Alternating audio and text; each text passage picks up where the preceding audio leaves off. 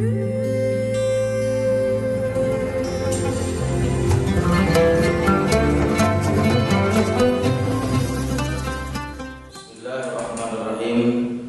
Assalamualaikum warahmatullahi wabarakatuh. Hamdan wa syukurillah, summa salatu wassalamu ala rasulillah, amma ba'd.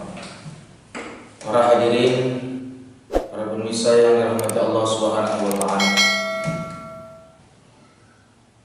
pada kesempatan ini saya ingin mengutip di dalam suatu kitab yang dikarang oleh Profesor Ahmad Debyati Badrul Zaman. Di dalam kitabnya Umat Bertanya Ulama Menjawab, ada 4 ilmu yang tidak bisa ditawar-tawar yang wajib dimiliki bagi setiap muslim laki-laki ataupun perempuan. Apa 4 ilmu yang tidak bisa ditawar-tawar itu yang wajib dimiliki? Yang pertama adalah ilmu tauhid, atau disebut juga dengan ilmu kalam atau ilmu usul. Ilmu tauhid adalah ilmu yang tidak bisa ditawar-tawar, yang wajib dimiliki bagi setiap muslim laki-laki dan perempuan.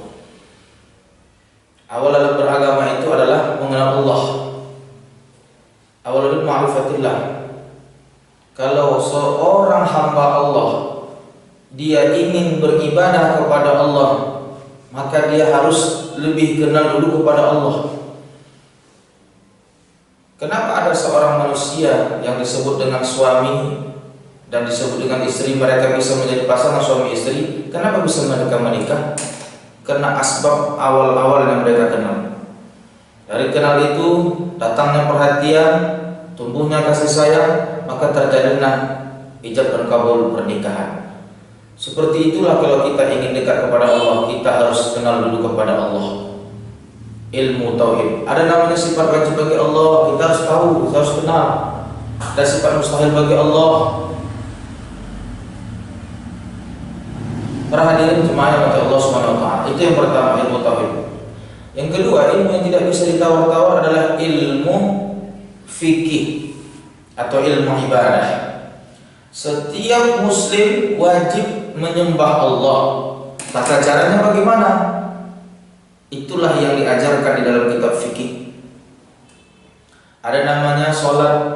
Di dalam sholat itu ada namanya rukun, ada namanya syarat sah, ada namanya hukum batal, ada yang makruh, ada yang jaiz. Kita harus tahu.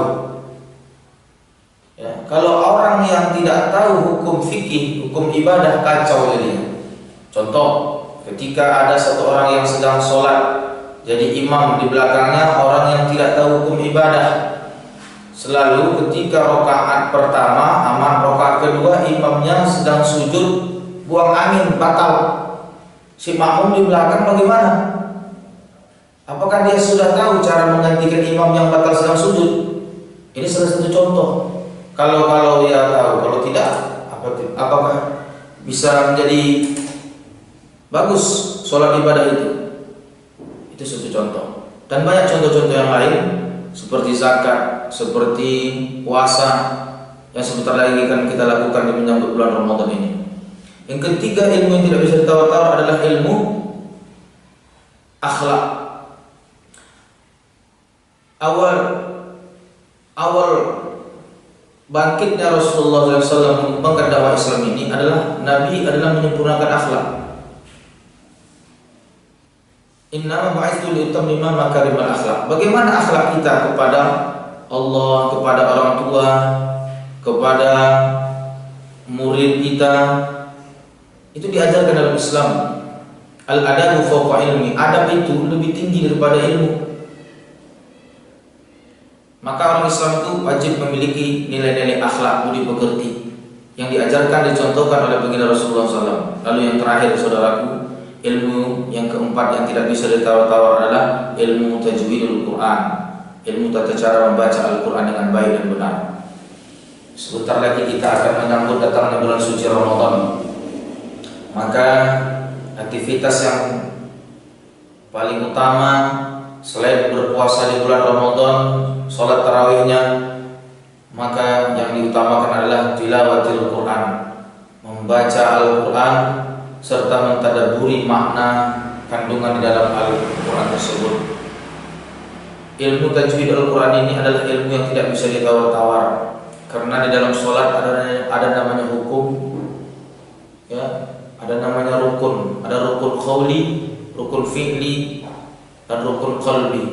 Rukun qawli ini termasuk 5. Pertama takbir, kedua Fatihah, yang ketiga adalah tahiyat, sholawat dan salam. Apabila kita tidak mengerti bagaimana tata cara membacakan lafaz yang 5 ini, rukun qaulinya tidak betul dan baik dan benar, maka bisa bahaya.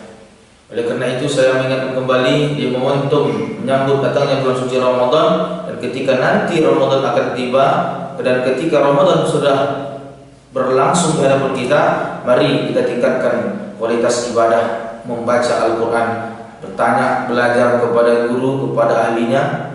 Insya Allah Ramadan kali ini akan mendatangkan keberkahan kepada kita semua. Mudah-mudahan bermanfaat kepada kita semua.